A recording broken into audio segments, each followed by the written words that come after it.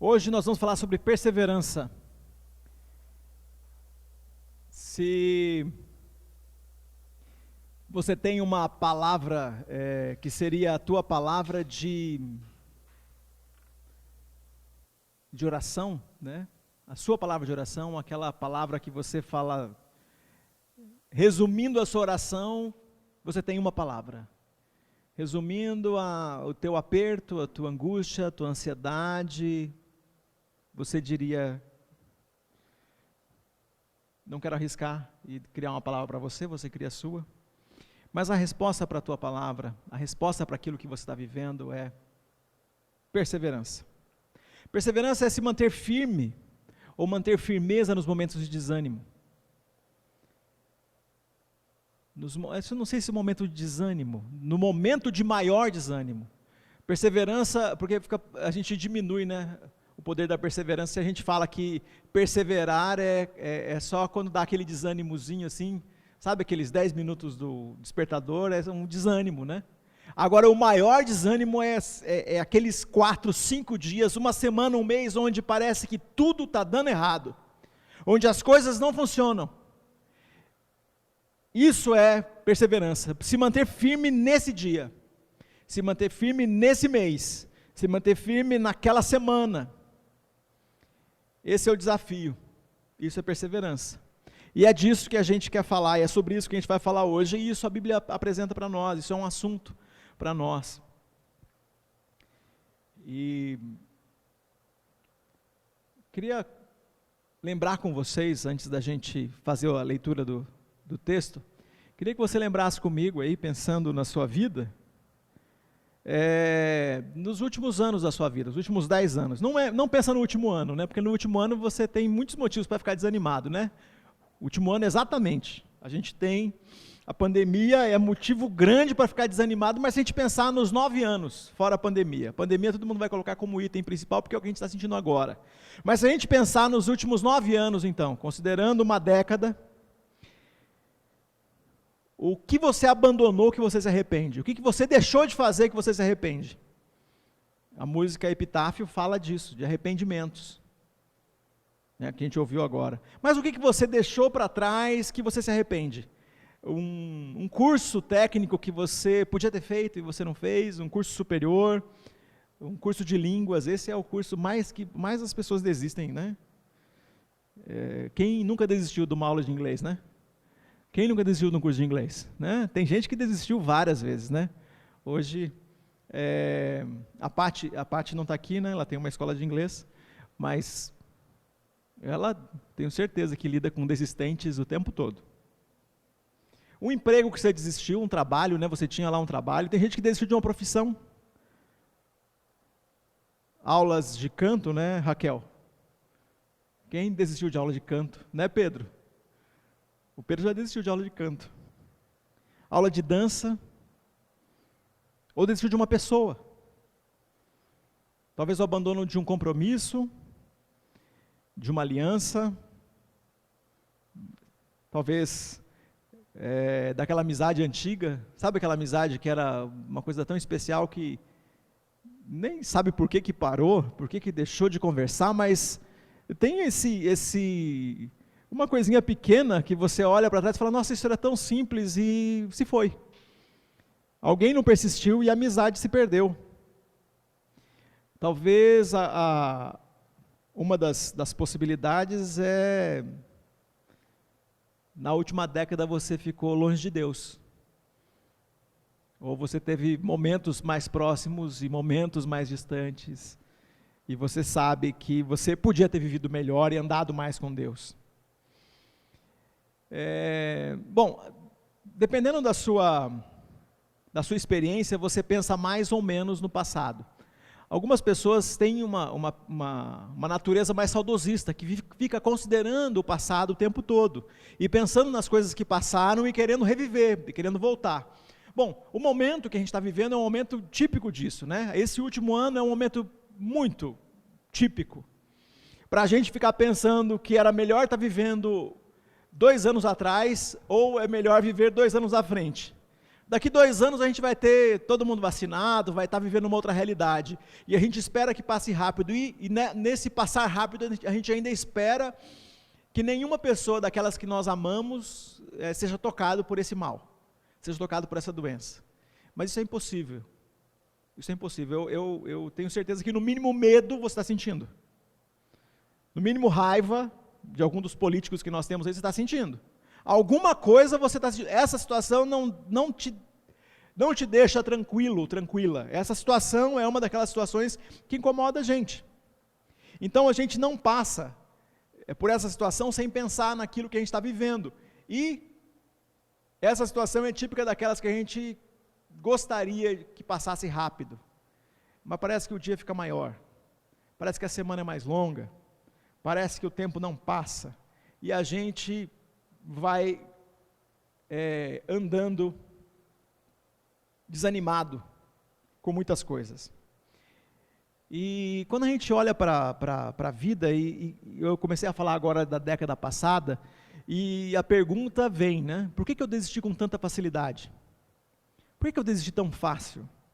Por que eu desisti eu estou persistindo num relacionamento chato, né? Para aqueles que estão namorando, até aqueles que estão noivos. Por que eu persisti num relacionamento que não tem nada a ver? E aquele que era legal, eu abandonei. Por que eu desisti com tanta facilidade? Por que para algumas coisas eu fico muita vontade para manter e outras não? Porque tem coisas que são mais simples. É mais simples jogar futebol do que aprender piano.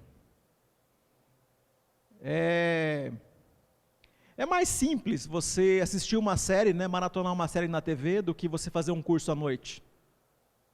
É mais simples você sair da sala, você sair da cozinha, você sair do ambiente familiar, onde estão discutindo e resolvendo uma questão familiar, do que ficar ali falando e ouvindo, até que o problema seja resolvido. É mais fácil você não entrar aqui para participar do nosso encontro e fazer qualquer outra coisa. Você fazer substituições. É mais fácil a gente fazer o que a gente bem quiser da nossa vida, já ouviu isso? Do que entregar a nossa vida nas mãos de Deus. Porque entregar a nossa vida nas mãos de Deus significa que a gente entrega sem agenda. E quando eu entrego minha vida nas mãos de Deus sem agenda, então não tem esta área, não pode falar. Essa área Deus não pode falar comigo. Nesse assunto Deus não pode falar comigo. Nesse tema Ele não toca. Isso aqui eu vou continuar fazendo e ponto final. Não, a gente entrega a nossa vida nas mãos de Deus sem agenda. Deixando que Ele faça. Que Ele trabalhe. Que Ele tenha aquelas atitudes e o cuidado, né? Que representa, né, aquilo que eu tenho repetido sempre, né? As nossas orações sempre, elas sendo feitas aí, a gente aquela construção da tradição, né? Da tradição católica, tradição protestante, quando a gente ora, Deus responde para as nossas orações, sim, não e espere. Nós acreditamos aqui na nossa igreja que Deus responde para as nossas orações sim, e eu tenho uma ideia melhor. Então significa que quando você ora e aquilo que você estava orando não acontece, não é espere, ou não, a resposta não foi não de Deus, ainda que você sinta e doa, porque você achava que a tua ideia era muito boa, mas o que Ele está dizendo é, eu tenho uma ideia melhor, e se é Deus que está falando, então a ideia de Deus para mim é muito melhor que a minha. Aquilo que Deus tem para mim, é certeza que é melhor do que aquela ideia boa que eu achava que tinha para mim. Aquele trabalho que eu sonhava, aquela oportunidade que eu sonhava, aquela mudança que eu queria, aquele relacionamento que parecia promissor, não aconteceu, e eu orei por isso. Deus está dizendo, eu tenho uma ideia melhor. E a gente então percebe esse cuidado de Deus. Vamos fazer uma leitura? A Bíblia ensina para a gente também que a gente não deve ficar preso ao passado, né? Apesar da gente ter uma insistência grande em olhar para ele, né? Filipenses diz, deixando, né, Paulo falando, deixando as coisas que para trás ficam, prossigo para o alvo, para o prêmio da soberana vocação. Eu tenho um alvo, E o meu alvo não é olhar para trás. Eu deixo o embaraço, aquilo que me prende, aquilo que me segura, aquilo que impede que eu avance rápido. Mas Tiago diz uma coisa interessante no nosso texto de hoje sobre perseverança. Tiago capítulo 1, a gente tem os versículos 2 e 4, e depois a gente vai fazer a leitura do versículo 12. Essa sessão toda fala sobre esse assunto de fé e perseverança. Eu vou ler só esses versículos porque se a gente fizer uma leitura maior, são muitos elementos, e se você quiser saber mais sobre Tiago, a gente teve aula bíblica, né, estudando sobre Tiago ano passado, a gente fez uma exposição da carta toda. Mas, vamos lá, Tiago, então capítulo 1, versículos 2 a 4, e depois o versículo 12. Meus irmãos, considerem motivo de grande alegria, sempre que passarem por qualquer tipo de provação, pois sabem que, quando sua fé é provada, a perseverança tem a oportunidade de crescer, e é necessário que ela cresça, pois quando estiver plenamente desenvolvida, vocês serão maduros e completos, sem que nada lhes falte. Aí o versículo 12, feliz é aquele que suporta com paciência as provações e tentações, porque depois receberá a coroa da vida que Deus prometeu àqueles que o amam. Gente, passar por provação, passar por dificuldade, ninguém gosta. E nós estamos passando por uma provação, por uma dificuldade, que não é a sua família, que não é a nossa igreja, que é a nossa cidade, o nosso estado, o nosso país, o mundo. A gente gostaria de saltar no tempo e não passar por isso. Mas saltar no tempo e não passar por isso significa necessariamente que não vai haver desenvolvimento em nós. Significa que esse momento difícil que você passa tem a ver com desenvolvimento, com desenvolver-se, com ser maduro, com maturidade.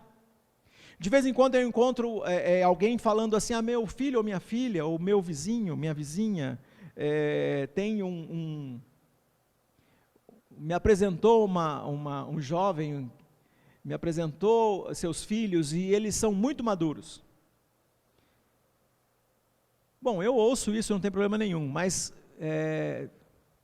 gente, maturidade é uma coisa que o meu filho que tem 15 anos, o Deco, ele tem a maturidade máxima que é possível ter alguém de 15 anos. Ele não tem maturidade de 18 anos porque ele não viveu 18 anos. Ele no máximo pode ser maduro, tão maduro, é possível alguém de 15 anos ser. O problema é que nós encontramos pessoas de 50 anos imaturas. Você encontra gente com 30 anos com comportamento de adolescente, você encontra gente com 50 anos com comportamento de alguém que não desenvolveu as emoções, que não se desenvolveu espiritualmente. A carta de Tiago está falando para a gente que passar por essas provações, passar por essas dificuldades, leva a gente à maturidade. Você pode olhar para a provação hoje e ficar dizendo por quê. Mas quando você olha para as provações que você passou tempos atrás, você olha para elas e aquilo produziu em você maturidade, produziu em você experiência, você olha para as histórias que você viveu e consegue perceber que tem resultados que você aparentemente não percebe. Tanto não percebe que Tiago teve que escrever isso aqui. Porque assim, o começo do texto fala de alegria. Tem de grande alegria sempre que passa. Como é que a gente fica feliz com um negócio desse, gente? Como é que é possível ficar feliz quando você está passando por dificuldade? Como que é possível você ficar feliz com isso? E Tiago, o versículo 12 diz assim, bem-aventurado o homem, bem-aventurado é das bem-aventuranças. É muito feliz. Bem-aventurado, essa palavra pode ser como sortudo. Sortudo é a pessoa que suporta, que passa com perseverança as provações. É tanto a palavra sortudo que quando as pessoas vão escrever, os comentaristas vão escrever sobre esse texto, eles sempre comentam alguma coisa de loteria. Mas ninguém compra um bilhete de loteria para concorrer e ganhar perseverança. Todo mundo concorre, todo mundo compra bilhete de loteria para ganhar dinheiro, para ganhar alguma coisa que te ajude a vencer mais rápido teus problemas financeiros. E até negociar as dívidas, até economizar, né? Passar por provação vai fazer você ser mais econômico. Passar por provação vai fazer você economizar. Passar por provação vai fazer você olhar para aqueles negócios que os juros não têm sentido. Passar por provação vai te ajudar a olhar para os teus recursos e entender que você precisa ser mais equilibrado financeiramente. Passar por provações fará você olhar para a sua despensa com alegria. Passar por provação vai fazer você perceber o quão abençoado você é. Passar por provação vai te dar o poder de avaliar o melhor caminho quando você chega em lugares decisivos.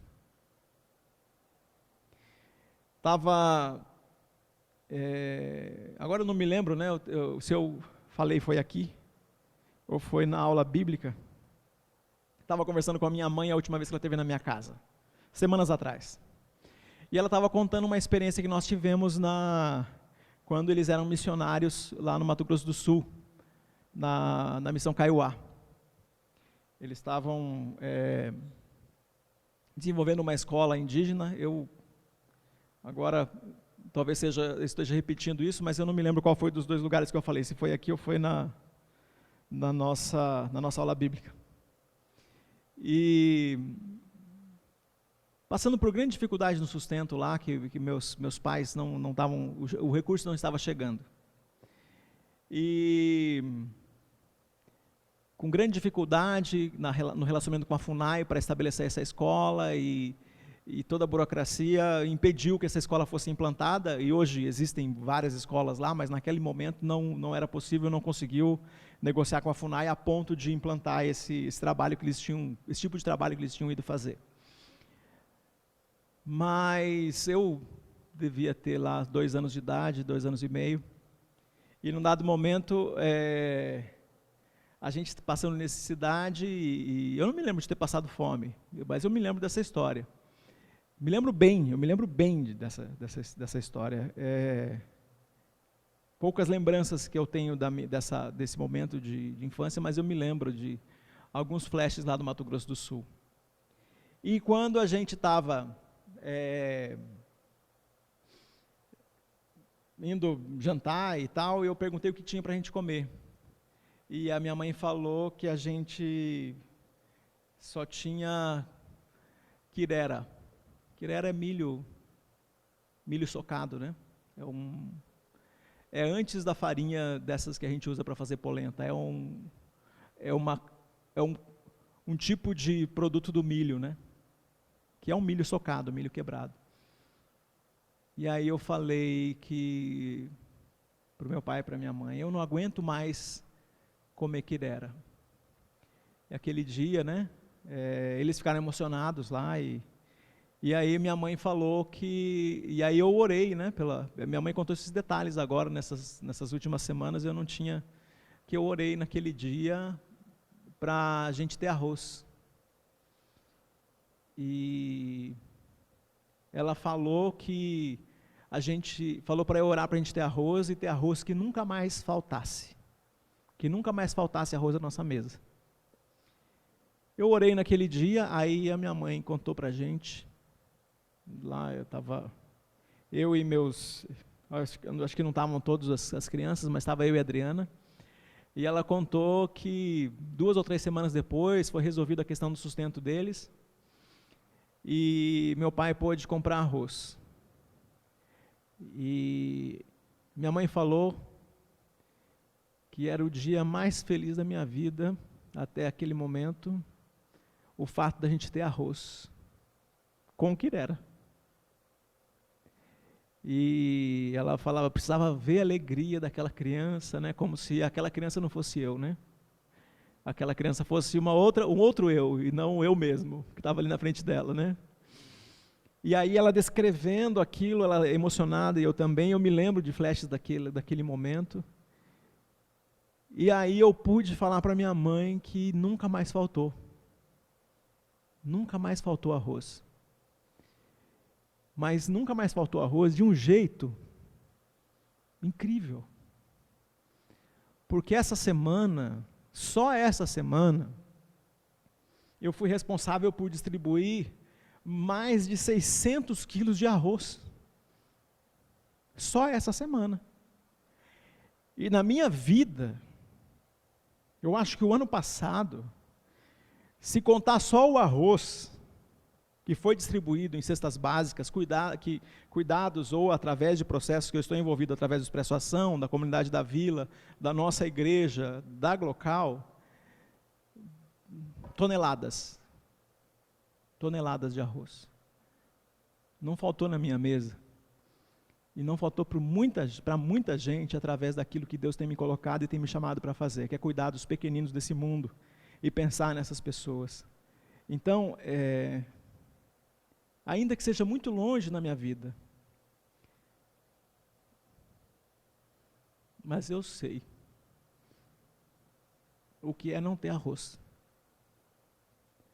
Eu sei, ainda que está distante da minha experiência de hoje, muito distante, porque hoje Deus me abençoou de um jeito que eu tenho mais arroz do que eu consigo comer. Graças a Deus, eu tenho mais refeições do que eu não precisaria tanto, Deus me abençoou muito.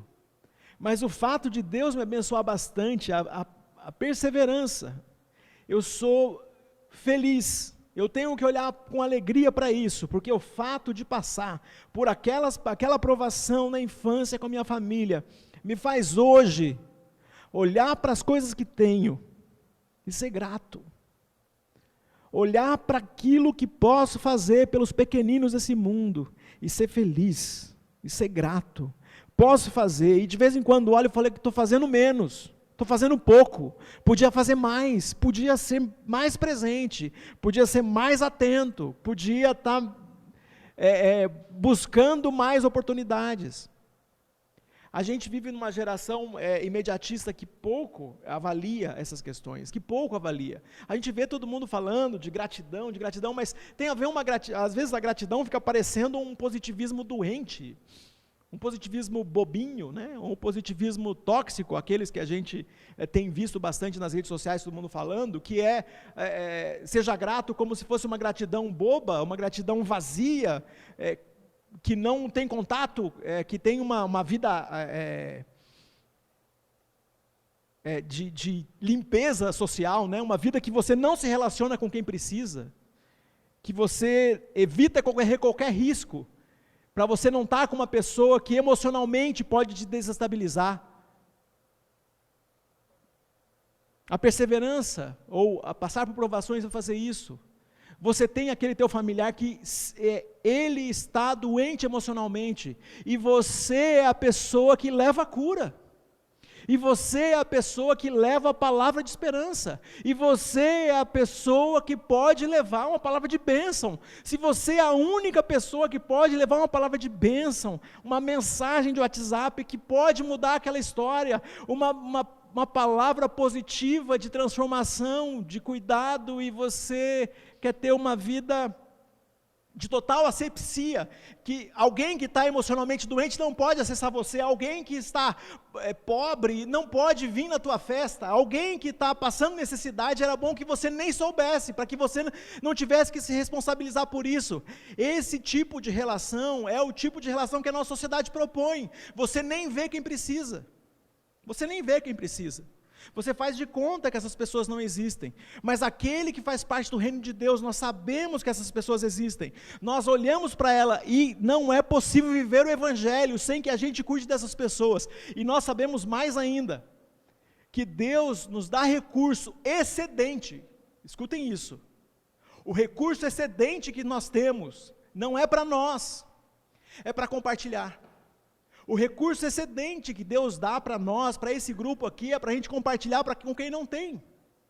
O recurso excedente que Deus dá para a sociedade, para homens e mulheres cristãos que são ricos, o recurso excedente não é para eles gastarem na 25ª viagem, é para fazer boa mordomia e cuidar daqueles que não têm.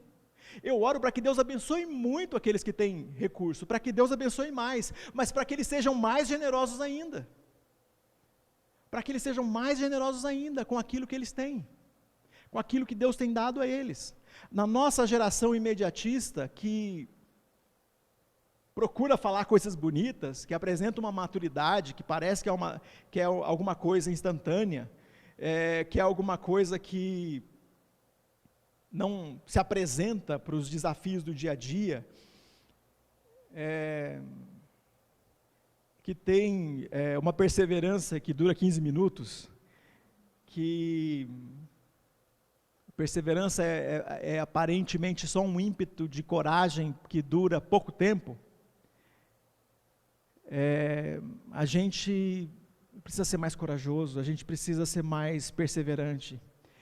E todos nós fomos tocados por esses tipos de desistência que eu falei no começo: educacional, desistência emocional, desistência psicológica, desistência relacional, desistência profissional, desistência espiritual. Alguns de nós sabemos muito bem qual é o nosso dom. Nós sabemos muito bem qual é a nossa esperança, a nossa experiência. Nós sabemos muito bem aonde a gente pode servir no reino, mas a gente não quer ser desafiado a fazer isso. Isso é coisa de quem é imaturo, isso é coisa de quem não persevera, isso é coisa de quem foge. E fica tranquilo, Deus, Ele é Deus, né? Ele é Deus, isso revela a divindade, porque Ele não violenta ninguém. Aliás, Ele deixa você saber qual é o seu dom, qual é a sua experiência, um lugar onde você poderia servir, e você fala: mas eu não quero fazer. Ele tá bom, então vaza. É isso que Ele faz. É exatamente isso. Você fala: isso é coisa do Júnior, né? O Júnior que fala, vaza. Não, Jesus falou isso. Vocês estão achando que essa palavra é pesada demais para vocês? Lembram disso? Jesus falando? Vocês estão querendo abandonar também? Então, se fosse Jesus falando aqui em português, aqui em São Paulo agora, falar assim: vocês estão achando que é pesado demais? Vaza. Procura teu rumo. Porque o cristianismo é isso, a gente discerne, a gente aprende, a gente desenvolve, e uma vez que a gente desenvolve, a gente sabe, tem discernimento, a gente é maduro o suficiente para agarrar aquilo que Deus preparou para a gente fazer. A gente vai andar com coragem e perseverar para a gente não ser conhecido pela nossa desistência. Isso a perseverança, eu estou convencido, é um traço de caráter. Pessoas de caráter, cristão maduro, é perseverante, ele persevera na oração, ele persevera no cuidado com os irmãos, ele persevera na atenção com os outros. Os momentos de desânimo chegam, e a gente mantém a firmeza. Como a gente mantém a firmeza no trabalho? O trabalho está difícil, o casamento está difícil, cuidar dos filhos está difícil, manter uma amizade, manter os exercícios físicos, manter a disciplina. Persevere. Perseverança é traço de caráter. Vale a pena continuar lutando? Essa é a pergunta que a gente faz. Será que vale a pena continuar lutando? Será que vale a pena a gente continuar fazendo isso? Eu acho que tem luta que a gente luta sozinho porque a gente quer. Que a gente pode se juntar a outras pessoas que vão dividir a carga pesada, né? Como diz, né, a palavra de Deus, dividir o fardo pesado, e a gente pode fazer junto. Na nossa caminhada com Deus, a gente vai sozinho se quiser. A gente vai sozinho se quiser. E de vez em quando essa jornada sozinho, essa jornada solitária está acontecendo, a gente se pergunta: será que só eu que estou fazendo isso? Será que só eu que estou obedecendo a Deus cegamente? Será que só eu é que estou contribuindo desse jeito? Será que só eu estou trabalhando dessa forma? Será que só eu faço meu tempo devocional com Deus? Será que só eu olho para os princípios e quero viver desse jeito? Será que só eu quero perseverar no casamento? Será que só eu continuo acreditando como solteiro que terei um relacionamento saudável? Que terei uma pessoa para dividir a vida? A perseverança, ela compõe a disciplina, e a disciplina é a mesma raiz da palavra de discípulo, né? A palavra discípulo está ligada à palavra disciplina, que tem a ver com entender um processo, né? Retardar a satisfação, tomar decisões, isso faz parte. São ações necessárias para o nosso desenvolvimento e as ações que não são instantâneas, que não acontecem em 5 minutos. A perseverança transforma a nossa visão. Sem ela, né, sem a perseverança, as visões, os sonhos são castelos de areia. Castelo de areia, quando o sol está muito quente e o vento bate, durante um dia, ele desmancha, não precisa nem vir a água. O castelo de areia, se tiver muito quente, só o sol e o vento já dispersam. Então, quando nós estamos falando de sonhos e visões, sonho e visão que Deus está dando para você, a gente tem que pensar nisso. Deus está dando algo pelo qual você deve perseverar. A tentação de desistir virá. Mas antes de desistir, porque agora você fala, mas a gente tem que persistir em tudo? Eu considero que tem algumas coisas que a gente persiste, mas a gente deveria parar. Que está no campo da teimosia. Que a gente está fazendo, mas está fazendo sem discernimento. Ela é uma composição, aliás, uma composição interessante, porque o texto de Tiago, esse que a gente está lendo aqui, fala para a gente pedir sabedoria. Porque perseverar sem sabedoria é teimosia.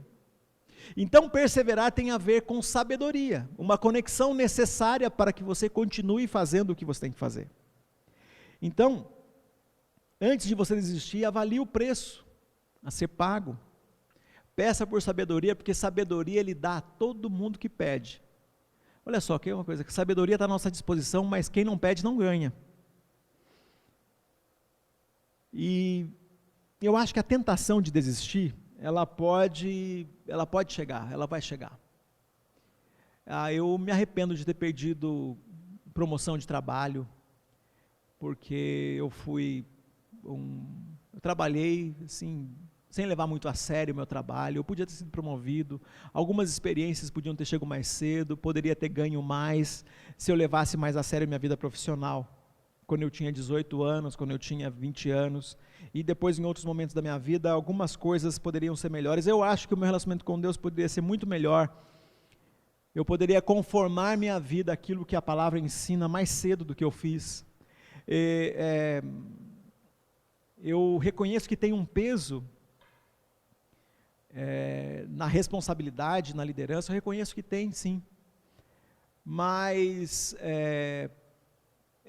apesar de reconhecer isso, eu reconheço também que aquelas pessoas que pegam esse desafio, que assumem o desafio de liderar, não porque se metem no lugar onde não foram chamados, porque pelo dom, pelo discernimento, outros irmãos reconhecem esse irmão, esta irmã, esta pessoa, deveria estar à frente. Não é quando a gente assume um lugar que não é nosso, mas é quando nós somos reconhecidos para assumir aquele lugar. Eu não tenho dúvida que Deus vai junto com a gente. Deus anda com aqueles que perseveram. Deus anda com aqueles que continuam nos momentos mais difíceis. E quando a gente olha para a palavra, a gente percebe que algumas pessoas perseveraram em momentos que a gente olha, parece que é alguma coisa sobre-humana, esse tipo de perseverança. O tipo de perseguição, por exemplo, que o apóstolo Paulo passou, em quase todo lugar por onde ele passou, tinha algum tipo de sofrimento, algum tipo de perseguição. Em quase toda a cidade que ele passava tinha alguma coisa errada, no sentido de não ter paz, de não estar tranquilo. Sempre tinha, ou era um embate de discussão, né, de desentendimento, alguém dizia uma coisa ou uma oposição, e às vezes era uma perseguição de fato, era uma questão espiritual, era uma questão política, era uma questão da sociedade que não aceitava. E se a gente olhar para o Antigo Testamento, a gente vai encontrar mais oposição. A gente vai encontrar em cada personagem um tipo de oposição que se eles não tivessem perseverado, não teriam sido aqueles de quem a gente pode dizer, de fato, eles são um exemplo. De fato, eles são aquela pessoa que surpreende. Pessoas simples que ao perseverar, provam que é possível para nós. Homens e mulheres simples, homens e mulheres comuns, que perseveraram e hoje funciona como exemplos poderosos para nós. Quero terminar aqui, desafiando você a manter-se firme, sendo a palavra de Deus para você hoje. Persevere, mantenha-se firme. Eu vou te dar a força necessária, eu vou te dar a sabedoria. O Espírito Santo de Deus, é Deus com a gente, Emmanuel, Deus com a gente, o Espírito Santo andando com a gente, andando em nós, nos ajudando nos momentos de desânimo, nos ajudando a ter coragem e força em cada passo nesta caminhada, em cada passo nesta vida, no cuidado dos nossos relacionamentos e nos desafios que parecem que são impossíveis. Peça para Deus força para resistir a esses dias que parecem maus e são mesmo de um jeito que a gente jamais imaginou. Nós precisamos de poder para superar esses dias. Nós precisamos de poder para continuar perseverantes e ajudar os outros que estão andando com a gente, que estão perto da gente, que estão quase esmorecendo, que precisam da nossa palavra, que precisam da nossa oração, que precisam do nosso abraço, do nosso apoio, do nosso cuidado. Que Deus te use, que Deus caminhe com você, que Ele seja a presença poderosa que te ajuda a se manter firme, e você firme, seja aquele que dá o apoio para aqueles que precisam, para aquele com quem você caminha, para os seus amigos e para os seus familiares. Que Deus te abençoe.